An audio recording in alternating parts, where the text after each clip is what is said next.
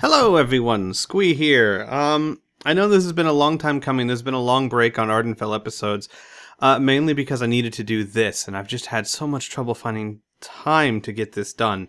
By the way, I apologize if you hear a chainsaw in the background. My kitties decided to sit up here with me, and I need to get this done. So, I wanted to write out like a summary. But I don't have the time. I never seem to get it done. So I'm just going to summarize the events. Basically, in between the last video you saw and the next video, a solo session happened involving Jarek. So it was between Grimmith and I. And the events of that session were pretty important. Now, the rest of the party won't know what took place here, but I feel it's important that you as an audience know so that you can get the whole picture of what's going on. Because Jarek does and says things afterwards that made no sense to the party, and while that was fun for the party, I think you'll enjoy it more if you understand why. So, up until this point, as you all know, Jarek oftentimes suggests things and the party goes against it. In fact, this happens a lot. And it's been kind of getting to a boiling point with Jarek the character, that every time he suggests something, the party kind of shoots him down. So, eventually, at this time, after their defeat by the clay golems, Jarek decided to take matters into his own hand. Screw what the party thinks, I'm going to take care of this kind of thing. And so what he did is he wanted to cast a curse on the quarry where the gnolls were, on the rock quarry, so that anyone who went in there would feel unspeakable pain. And in order to do this, he waited until the party went to sleep and he enlisted the aid of Kip.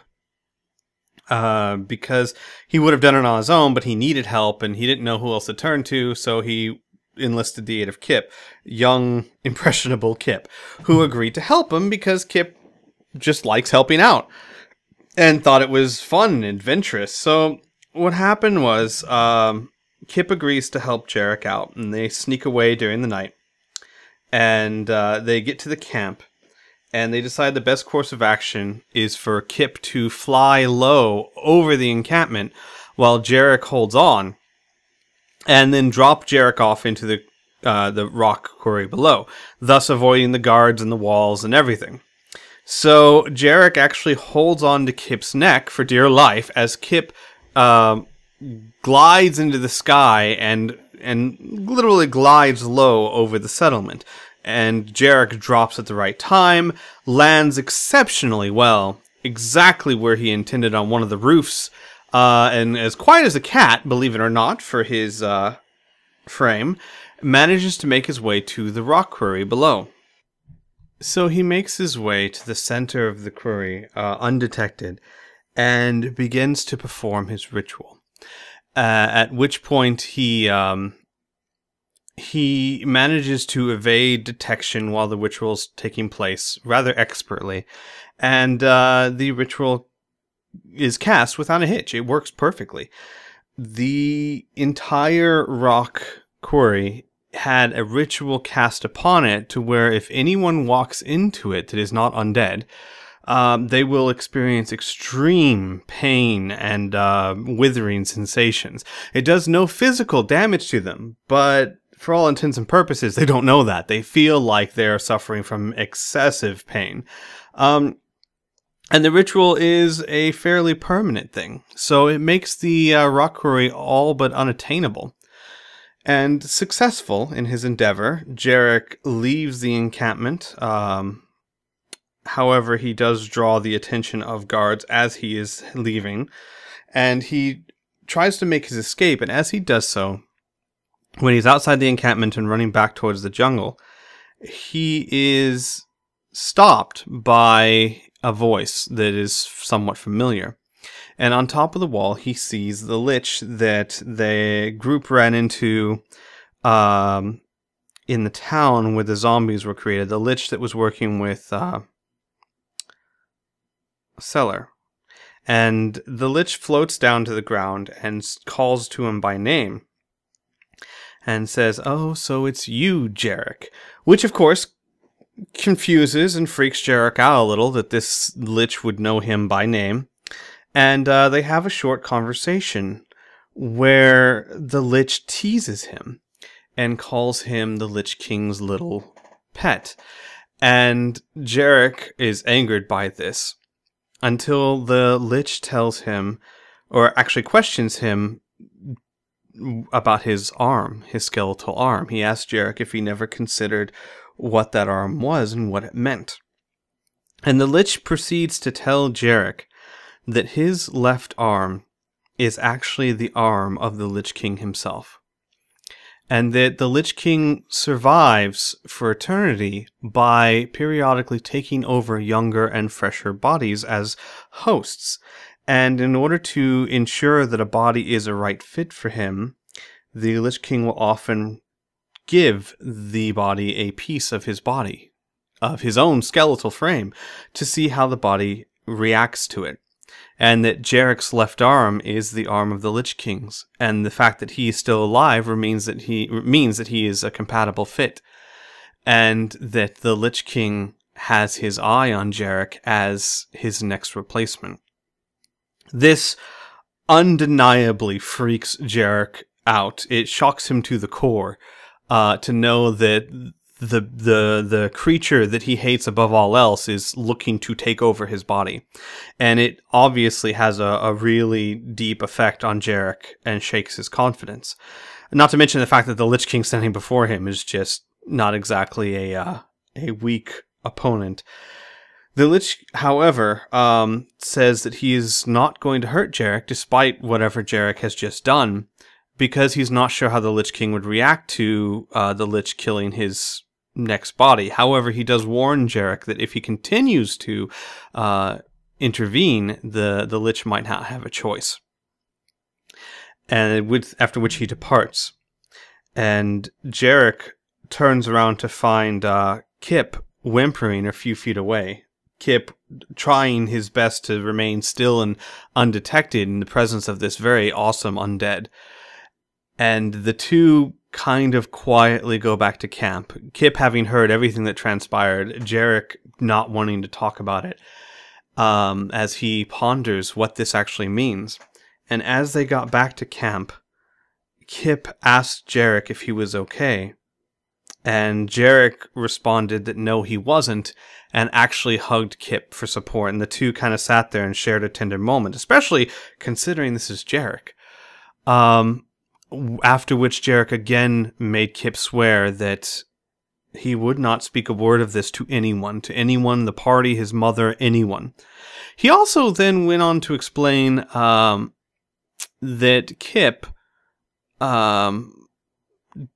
Keen might be Kip's father because, as Jarek explains, he puts his hands together with his fingers intertwining, Keen and his mother, and maybe Kip, which made Kip's .exe stop working. And that was about it. They went back to camp. Kip went to sleep, or try to sleep, after all of this information that he's consumed.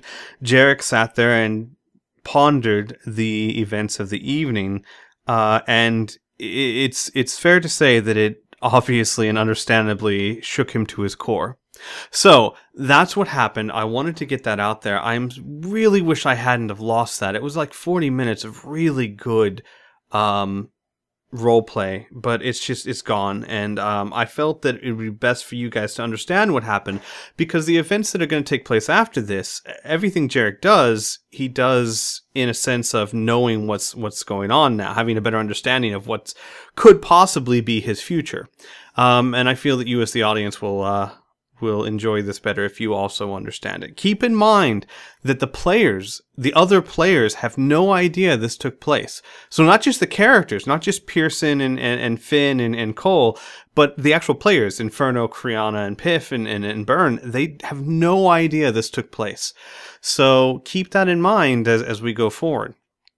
So with that said, that's enough of me rambling. Shall we get on with the story of Ardenfell? Okay, so this is a little solo thing between Keen and Olivia. We're going to say this is the night after everything that's taken place so far.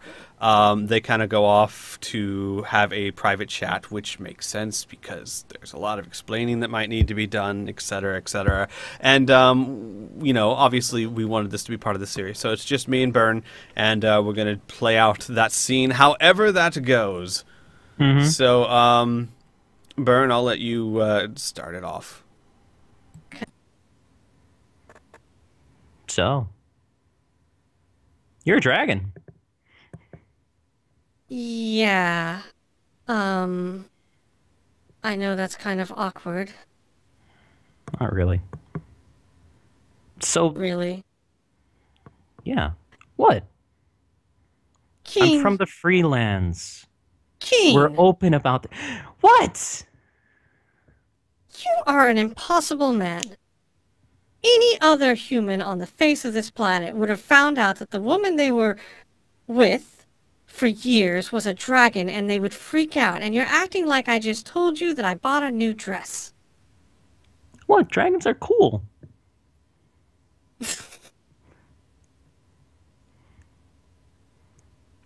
Okay, hang on. Out of character. How the fuck's she supposed to respond to this? I know.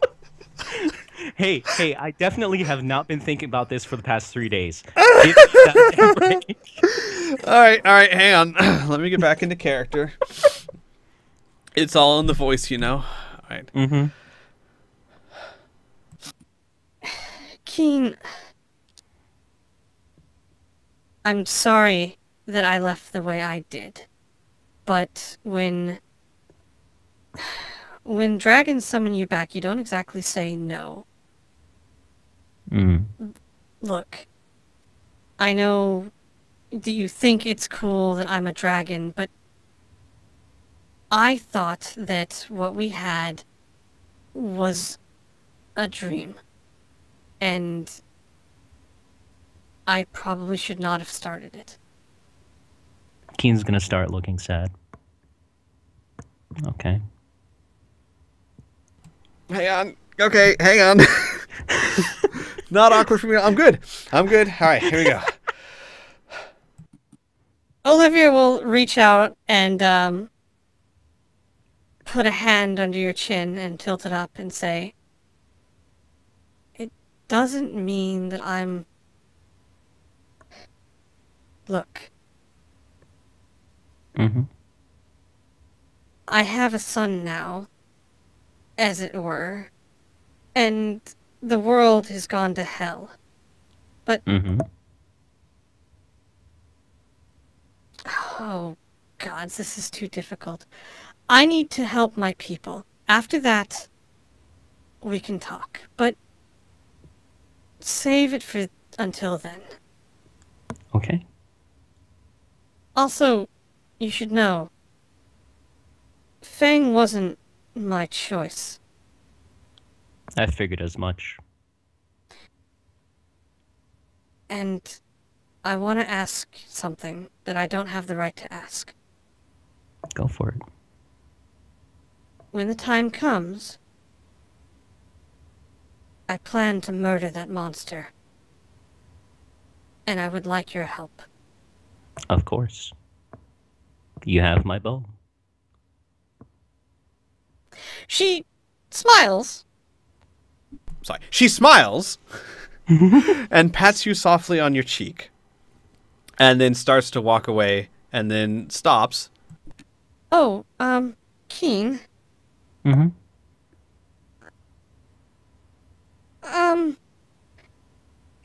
Kip might find this very confusing. But, look after him too. What do you mean? I'm just saying that I'm not always around to make sure he's not getting into trouble. And, oh, I don't know.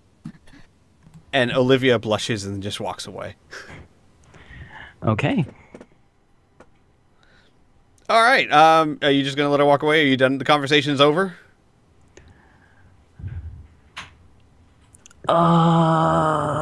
I did not think that was the way it was gonna go. Um, Neither did I. For yeah. different reasons. I trapped you a couple times. Come on. A little bit.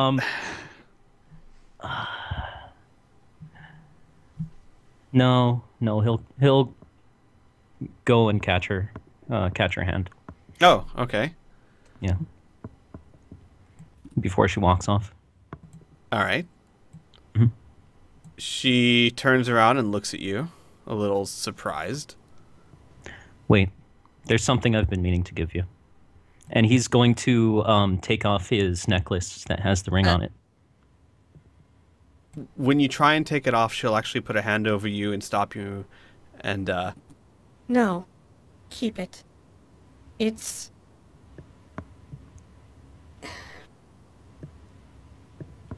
Keen Look. looks confused. she kind of hesitates for a moment, and she says, It allows me to touch your mind in a limited way. I gave you those dreams. I might be able to... and she closes her eyes, and you hear this in your mind more than with your ears. I might be able to speak to you through it. And later, maybe even more.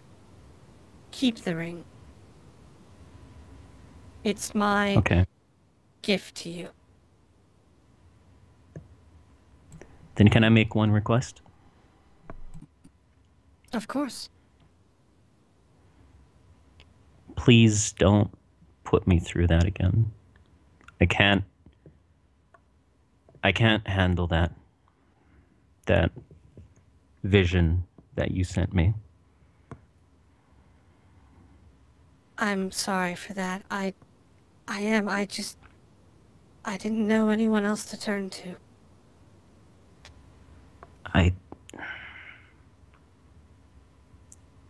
If I had known that you were on this Keen. island, I know, but you didn't need to make it look like you were getting tortured. She shakes her head. Make it look like? How long do you think I was captured before I escaped? What do you think they put me through? I wasn't faking anything. I was trying to reach out to you through the pain. What you saw was only the merest ounce of what I was going through.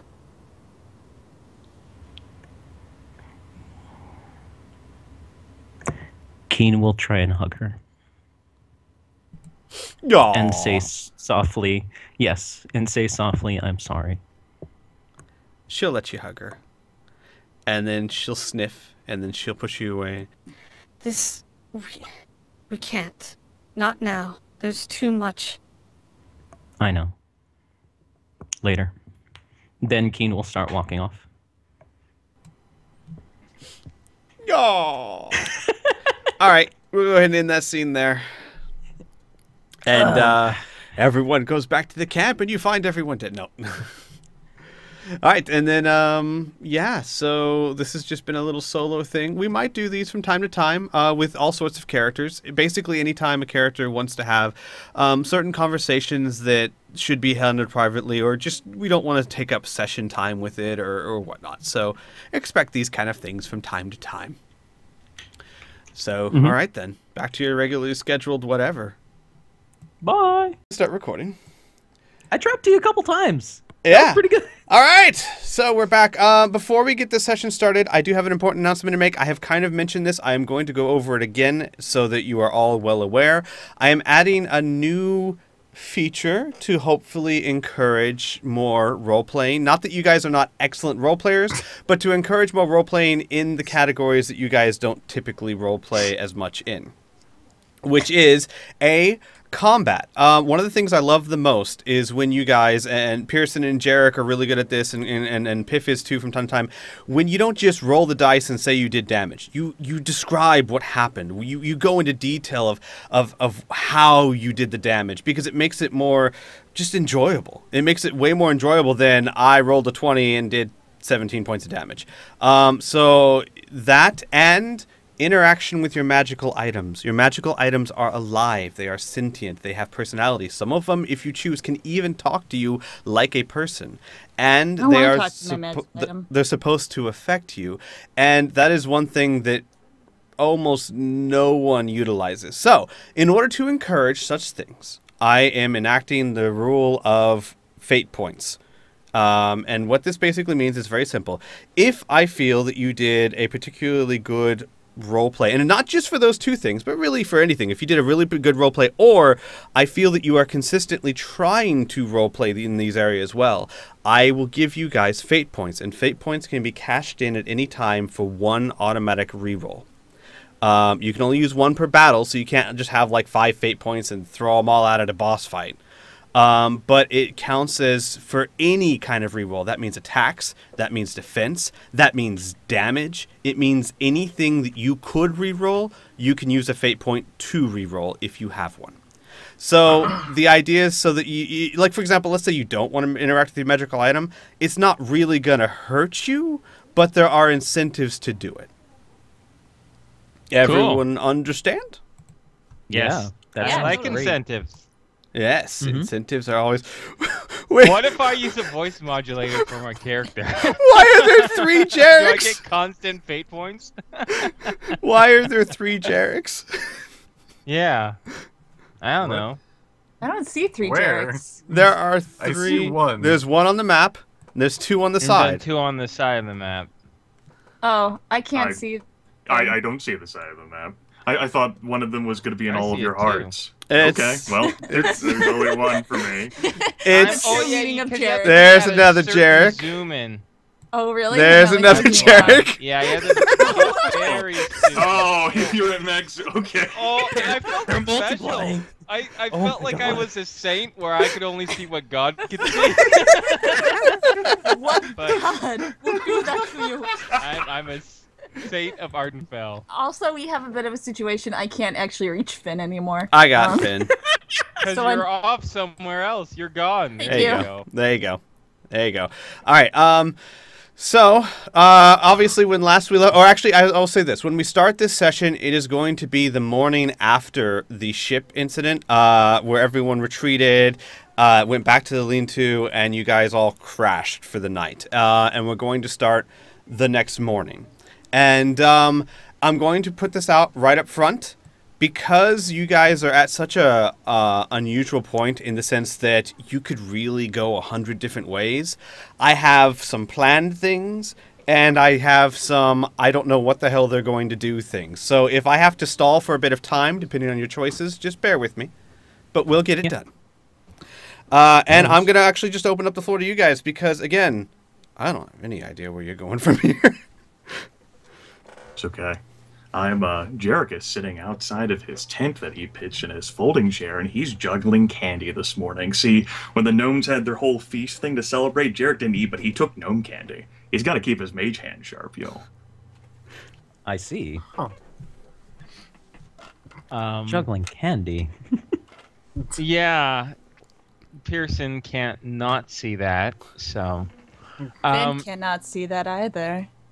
I'm going to actually assume that they were so exhausted and everything alike that I'm sure Pearson did get a chance to get all the mud and blood and other such crap off of him. So he's going to just... I guess we're not by a water source anymore, are we? You think so. are about... No. Actually, I'm looking at the map. No, you're nowhere near a water source. Well, no, I could say this. Those are big rivers. You could. I would say because this is a rainforest and a jungle, you're probably never going to be more than 10 minutes away from some sort of stream or pond or something. So, and I'm sure Olivia could point you in the right direction because she's been here a while. So, I will say that you're about 7 minutes away from a small stream, which it's not much, but it is enough to wash your face and arms and all that good stuff. Yep. All right. So I'll just get myself cleaned up, and I'm sure it'll be very refreshing. What with all the sticky hotness of just this stupid jungle. Other than that, when we come back, just kind of curious as to what our plan of action is going to be. All right.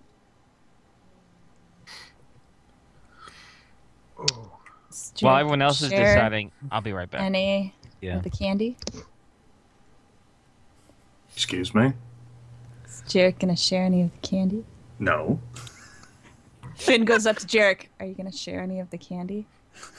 We're not stopping. Actually, no. Jarek will stop and like enclose all of it within his skeletal hand and say, "No.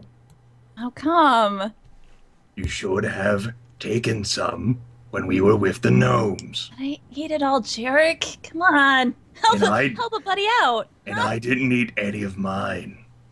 You don't. But you don't eat. Jarek will actually tantalizingly unwrap one of the candies and Why are you doing slowly this? pop it into his mouth Why are you doing this? and He rub looks his horrified. tongue all over it. Delicious gnome candy. Oh. Finn just has a huge frown on her face. Cole will come over, kind of squat, and just observe. Specifically, Jarek. And Jarek will actually take one of the candies and hand it to Cole. "Here you go, Cole." The hell! Thank you. Finn looks back and forth. Cole is incredibly useful and intelligent. He is amazing when it comes to tactics and strategy. He deserves that and more. He's the reason we got here. What? And I'm nothing? Just the elf that wanders around with you guys? You said it. What? What did I come back to? You What are did I an come back asshole, Jarek. Finn just marches away. I think this will be a perfect point for Cullimore to come back and be like, what the hell Finn just calling happened? Jarek an asshole. Yeah, pretty much. I mean, I'm kind of used to that, but this is extenuating circumstances. Yeah. So, Yeah. Anyways, what Welcome. do you guys think we should do next? well, I figure, well, it would have been really nice to secure ourselves a boat and try to head off for exactly where this Nye fellow is. But we don't have that option. So, I'm thinking either we get their attention or we secure another way. Olivia mentioned a back passage that these gnolls use for the limestone. Olivia nods hesitantly and then, yes, but without the ship to follow, I'm not sure we'd ever be able to find it. Hold up a second. Wouldn't the gnomes in the quarry, wouldn't they have, I mean, we didn't kill all the possible gnomes who would know where it would go. Clearly they must Gnomes, rotate. Not gnomes. Mm-hmm. Olivia nods a bit hopefully. I would assume someone in there would have to know, yes.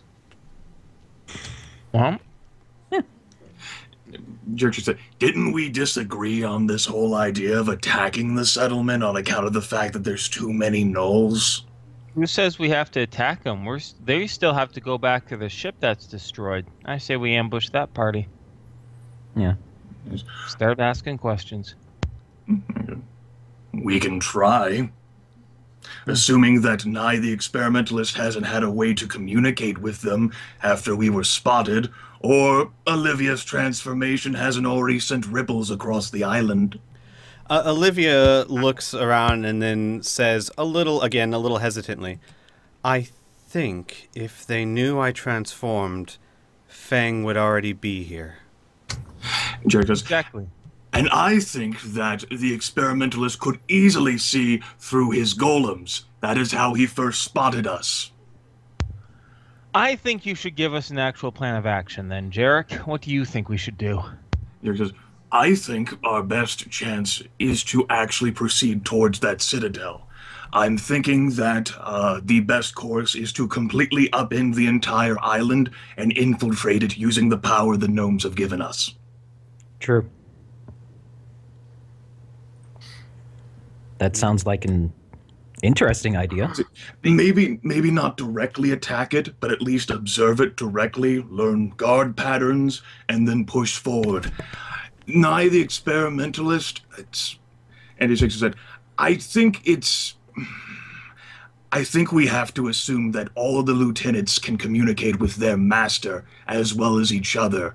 I'm sure Nye has some indication of our abilities, but not this one. Yeah. Because Shalta never saw us use that power. Shalta didn't know who we are, but he sure as shit's figured it out pretty quick. Yeah.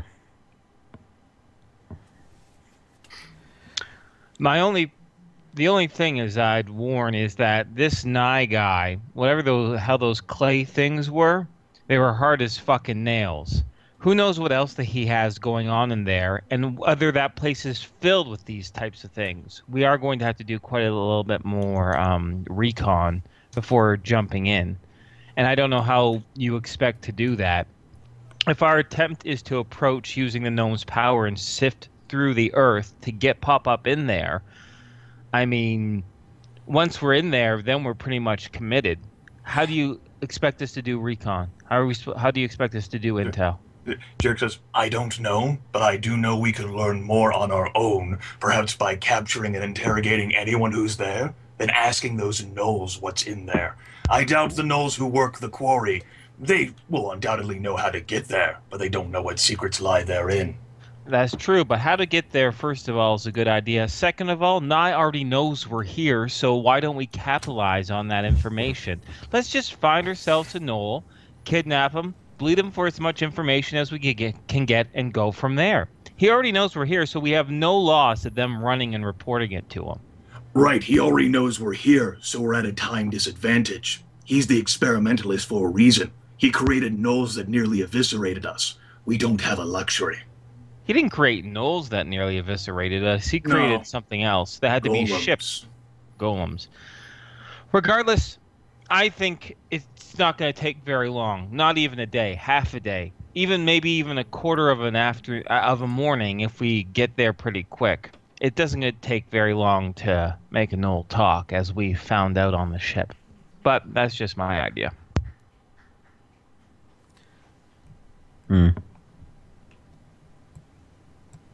Olivia pipes up. If it helps, the best way to get to the Citadel is to follow the river. Maybe not right next to it, but close to it. It will be a much slower journey if we try and go through the jungle, but if we're to get to the river, we'll have to pass near the outpost anyway.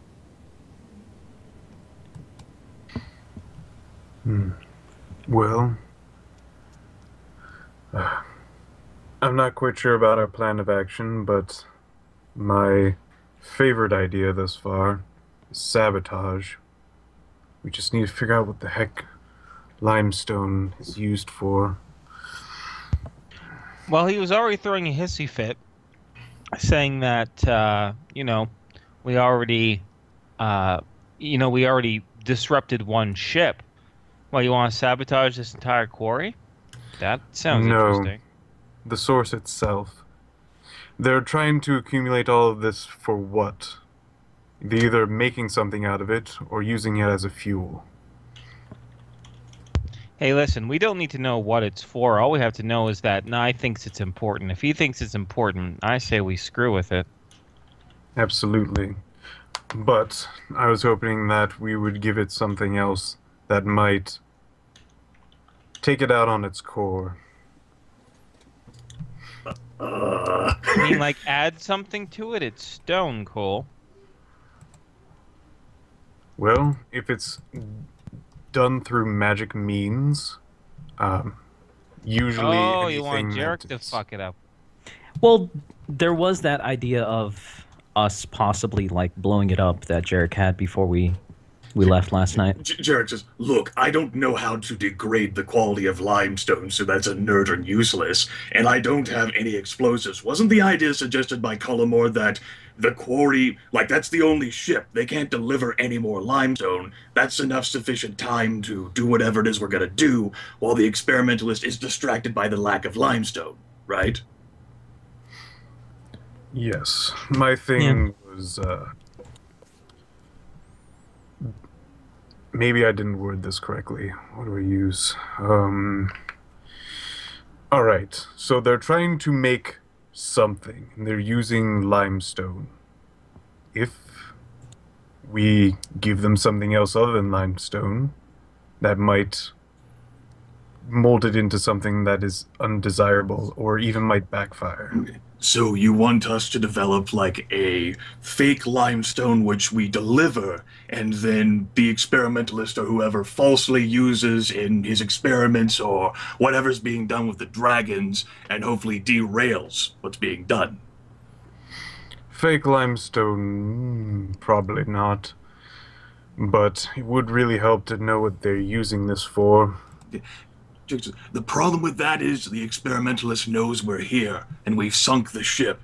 If they suddenly receive a delivery of something, a better idea would be to attempt to sabotage the limestone they've already received, while they still have it in cargo at the Citadel itself, because they wouldn't be expecting that. Mm-hmm. We could also learn what they're using the limestone for there. I see your point, Cole. That is very valuable knowledge to have. Just trying to find a one way or another to cripple it, whatever it is. At this point, Kip, who's been very quiet and curled off a few feet away, comes in and his head picks up as if he's listening to something. And then he looks at you guys and he says, I'm not exactly sure what I'm hearing, but it sounds like fighting. What direction? And Kip looks back towards the outpost. That direction? Okay, then. The outpost isn't the same thing as the quarry, right? It's the same. It's the same thing because there's an outpost built around the quarry. Yeah. Why the fuck would there be? What? Let's find out. Yeah, let's go. No. Right. Before we leave, I'm gonna toss Cole something in a little pouch. You guys All right. will notice that Olivia will go to Kip and try and congratulate him on hearing, and he kind of just walks away from her rather angrily without saying a word. Huh. Okay, then. Drama for another day. Let's go. Personal Yeah, problems. Personal problems. So I'll take the tiny sack. Mm-hmm. Anyways. If you'd like to type to me, because I will probably peer inside to see what it is. Oh, you recognize it immediately. It glows purple. Oh, got it. Mm-hmm. All right. Olivia will tell you guys as you approach that if there is trouble inside the outpost, there are small mountains straight to the north of it that you could climb. It's a little bit out of the way, but from there you'd be able to look down into the outpost to see beyond the walls. It's up to you, but she suggests that's a decent course of action to try and get an idea of what's going on. You're not concerned that by the time it takes us to climb this section of the mountain that the fight's going to be over? She shrugs. I'm referring to if we hurry, maybe an extra 30 minutes. Of course, the fight certainly could be over by then, but if we get to the city and can't see past the walls anyway, I don't know what good that would do us. Jarek says, I think it's more important to actually get there and see it. If whatever attacker has already gotten past or destroyed the walls, that's useful information to have now. Yeah, let's not waste time. Yep. Agreed. She nods to the logic and follows you guys. We Alright, carefully so I guess approach the settlement. Yeah. Yeah, approach the settlement. As you approach the settlement, it takes about, I'm assuming you're carefully but quickly, so I would say about 15 minutes or so is what it would take to get there. You're not that far away. As you approach the settlement and the walls become viewable from the trees, You still hear battle, but it sounds less like a battle and more like a skirmish. In other words, you can kind of hear distinct voices instead of a huge din. They definitely sound like gnolls. One gnoll voice tends to rise above the others and it sounds like orders, direction. And you hear, actually, everyone give me a listen check. And add your intelligence or wisdom, whichever one's better, plus your level.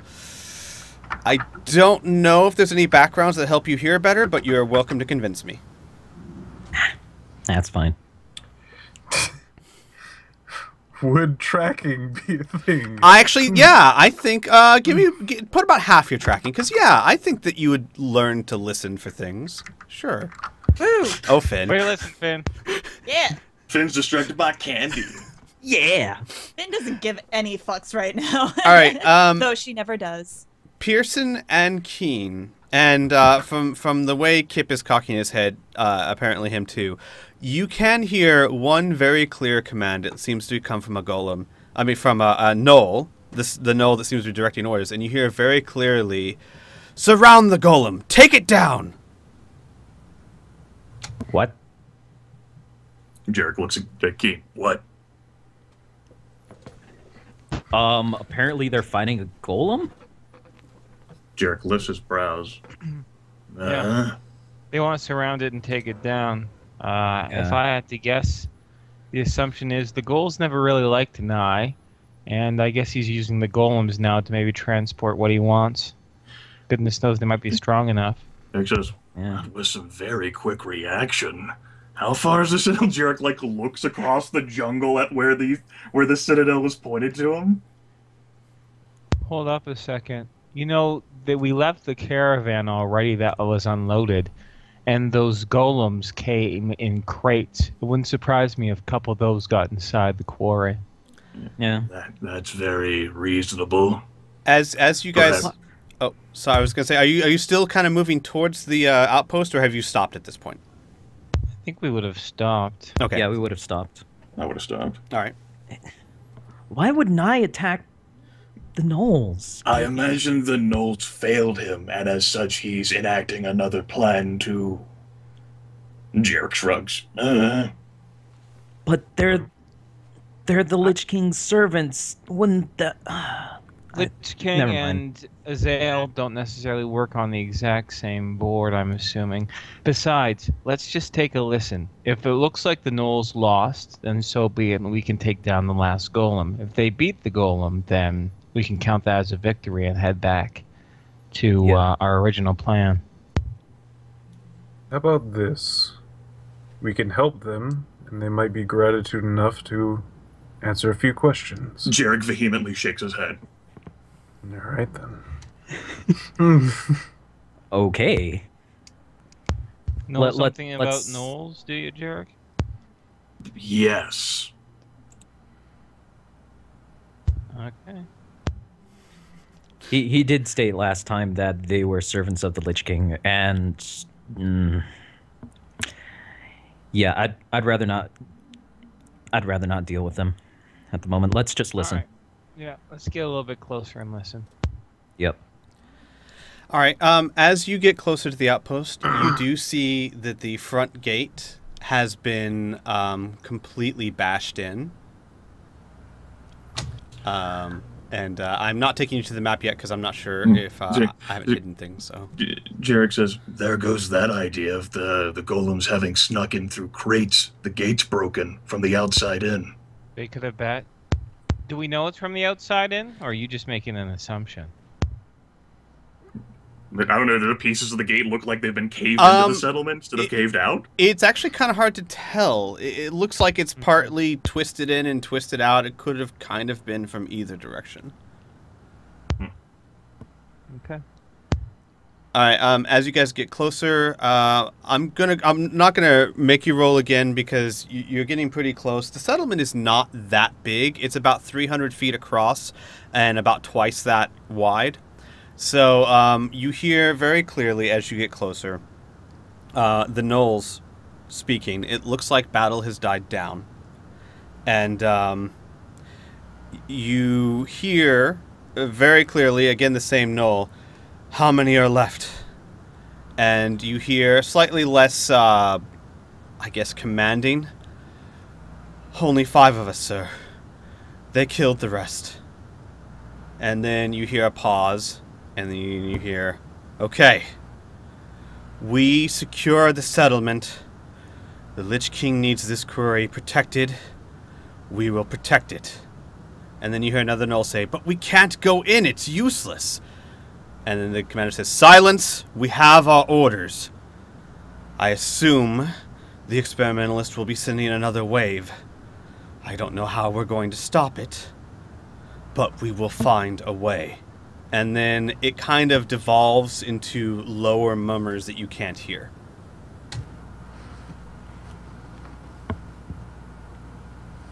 Keen's gonna look over at Jarek. Jarek's gonna say, this has got to be some sort of trick. There is no. Like, Jarek shakes his head, no. Okay. There's only 5? Jarek says, do you really think there's only 5? Why would they lie to each other? For the benefit of us. How do they know we're here? How do they not know we're here? Oh, we can't prove or disprove. It doesn't matter. I say we kill him. I say we stay out of that settlement. So are you an ally of the Lich King now? Oh, I'm sorry. Are you completely stupid now? No, I'm not. I'm just wondering why. Most of the time, whenever you hear the words Lich King or something has to do with the undead, you have a giant goddamn erection for it. Now you know that the Lich King needs this limestone and they're trying to protect it. The Lich There's only King 5 does of them not left. need this limestone. It's nigh the experimentalist. The golems are distracted. Some have been destroyed. If Nigh is sending others, that means the Citadel is weakened. He made them out of clay. I bet you he has hundreds, but that's fine. Yes, he made them out of clay. Jarek, looks up at the jungle canopy.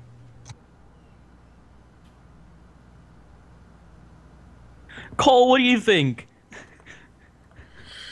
I wish I knew more about magic to actually get a feel for this situation.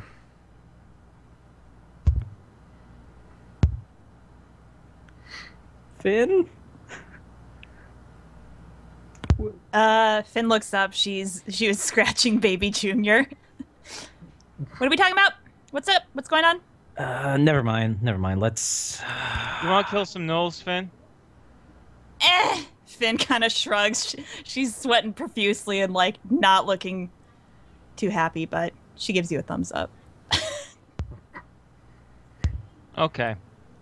Enough of this hanging around with their dicks out. Let's just take a vote right now, whether we kick some gnoll ass or we don't. I say yes. Finn gave us the thumbs up. What did the rest of you say? No. Okay. Cole? Where would we go for not going to the quarry? I suggest following the riverbank down south, heading towards the Citadel. If Nigh was so upset that other golems have been activated to kill the gnolls, that weakness is an opportunity to strike. Not to waste time here. I don't like wasting time either way. I'd rather make a decision now. I want to go to the fortress. Yeah, I'll go to the fortress as well. I'm sorry, All right, for the then these GM, gnolls are we talking, which fortress are we talking about? Because both of these are kind of... I do not consider a little babby Okay, that's what I just wanted to be sure, because I didn't want to start sending you guys the wrong direction, and then you're like, wait, what? No, we said, so wanted to be clear. Yeah. I would like to go along the river. Okay. All right, well, that's 3-2, so let's go. These gnolls are lucky then. Yep. Okay, so you guys follow Olivia and Kip, who have been kind of abstaining from the choices. Down the river, you don't follow it exactly, obviously, right next to the riverbed where you're more visible. But you keep the river in your sights at all times, and you travel through the trees where it's less thick. Olivia tells you that walking like this, it's going to take about 4 to 5 days to get down there. Hang on, let me actually do something here. Yes, because this helps so much. Yeah, about 4 to 5 days to get down there, because while the distance isn't incredibly great, you're obviously going through heavy jungle, and about halfway to the Citadel, you start having to go through swamps, and your travel time will get even slower. I don't know, Squee. Looks like 40 feet to me. I think we can make that just fine. Yes, that looks like 40 sounds like a single but combat 40 turn to feet me. of swamp, Jarek. Damn, Oh, so it's hard 2 terrain. combat turns. Damn. Damn and blast. So she says basically get prepared for a long, hot journey, and she stresses... Every journey is going to be long and fucking hot. Jesus. Tell us when we can prepare for a cool, relaxing journey. She also stresses that there are many dangers on this island, not the least of which are trolls and wild gnolls. Fantastic. Well, I mean, the Knolls took a goddamn boat for a reason. Yeah. So I don't suppose. Go ahead. A second. How crazy? How this sounds insane, but just give me a moment. This might bear fruit. How crazy? I know the river was kind of moving at certain places too fast to swim, but wouldn't a wooden raft work? Can we like raft down this river safely? Jarek admits that he doesn't know how to construct a raft. Cole might. Cole. I've been in the jungle enough to construct traps sturdy enough to hold large beasts. Making a raft should be easy. I mean, isn't can it help just out as well. technically? Oh, and Keen too. I mean, if we make it out of wood, Finn might know something about it. I mean, it really is just logs put together with something, right? Rope? We have rope. Olivia points out that very shortly, while the river is fairly safe for a raft, and it might be a perfectly viable option, she does want you to know that a little ways down, it starts to get very slow and very slimy, and it could be... I'm not sure as slow as walking, but it's not going to be a huge difference.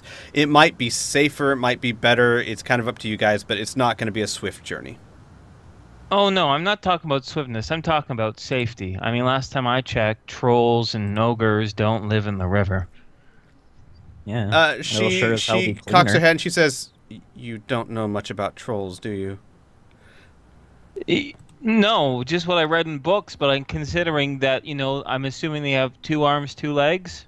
Breathe air? Yes, they do, and they love to hunt in the rivers. They are called swamp trolls for a reason. Oh, you never said they were called swamp trolls. You just said trolls. She shrugs. Jarek says, in light of this information, maybe not the raft. I guess not. She shrugs again, and to be fair, it's not like it's any more or less dangerous on the land as it is in the river. It's half of one, 6 of another. I know how to run better than I know how to swim, everyone. Yeah, the idea of us being on a homemade rickety raft while these things throw shit at us is not appealing. Yeah. Yeah, let's just hoof it. I mean, I won't drown, but I might get carted off the island. Jarek extends a hand. Just tie some rocks to your feet. You'll be fine. Jarek looks down at his legs. You'll be fine, trust me. Anyways, let's go. Okay. All right, DM, 4 days. Okay. Well, you guys travel your first day. Hang on a second. Let me roll something spiffy. Wandering monsters. Hang on. I learned how to do GM rolls. I'm going to do it.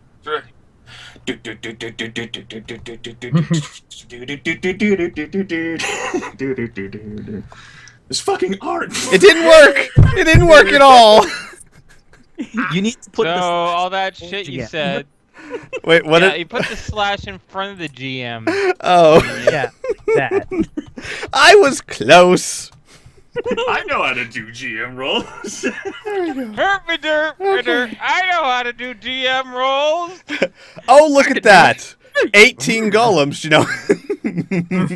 Shit. Okay, you guys actually travel the first day. It's very hot. It's very...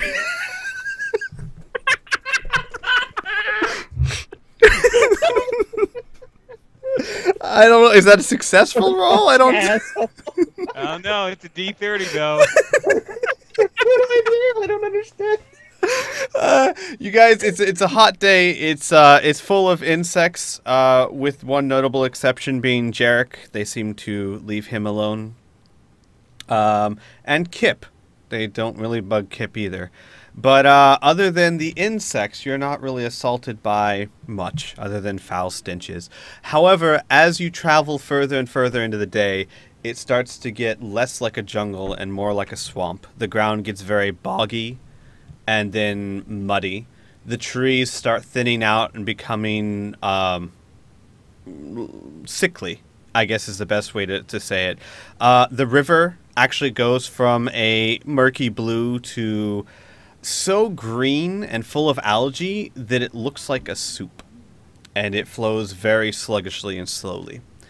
How far out does Olivia know how far out this crappy part, this marshy land is from like the mainland? Like, can we take an extra half a day and avoid this really crappy footing? You would have to go around a mountain range that would probably add 3 or 4 days. Okay, well, I just had to ask. And just so you guys can all follow along on your island, you are about here. Okay. The swamps go all the way down. If you wanted to avoid the swamps, you'd have to go around this mountain range like that, and then you'd still have to go gross. through the yeah. Oh, Yeah. hold up a second. Why don't we go east? East To the around the mountain Ocean? way. No. There's he still means swamp, following but the it's much coastline. shorter. Yeah, Yeah. much. That much is an shorter, option. Much less swamp. You could do We that. could do that. Mm-hmm. We'll have to cross the river. That was my concern and why I didn't suggest it. I don't know how easy it is to ford the river yet. Maybe we can use the raft then. Just a quick ford.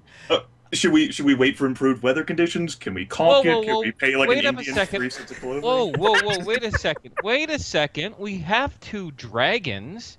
Surely we can they can carry us. They don't have to fly high, just over the river, up to the other end. Sure, ask them. Why not? Yeah, They sounds both like look a- at you with the most indignant expressions ever, and at the same time, You're unable to carry something with. at the same That's time, they say, impossible. dragons don't give rides. All right. Elves don't normally help dragons, but here I am. Finn's Guess we're super pissed. Guess we're leaving the island, everyone. Jarek Let's turns go. around the swamp. Yeah. Humans don't help dragons. And then Kip start- actually, while Olivia has a raised eyebrow, Kip actually takes the threat very seriously and scampers around in front of you guys and says, "No, wait! No! You can't go!" Listen, I'm not saying you have to give us a ride. I'm just saying, just like I can pick up this piece of mud, and he pings over and takes up the disgusting piece of swamp mud, you can pick one of us up, carry us across the river. Do you have any idea how much time that will save and how much safer it is? Your egos really can't stand 20 minutes worth of work? Well, yeah, that's how the entire island was taken over by demons, Collimore. That explains it. They're just so lazy. Olivia shit. Olivia holds up a hand. All right, you made your point. Unfortunately, I won't be able to do it. There's not enough space around here for me to even begin to lift off. I would have to fly above the tree line to even think about sending you over. Kip could do it, but he would probably have to carry you one at a time. That's fine. Kip kind of looks at Olivia and then says, "Freaking mom told me what to do." And then you hear Kip. Fine. Kip. He actually sure you're okay glares with at this? you angrily and then walks away. You specifically. What the hell did I do?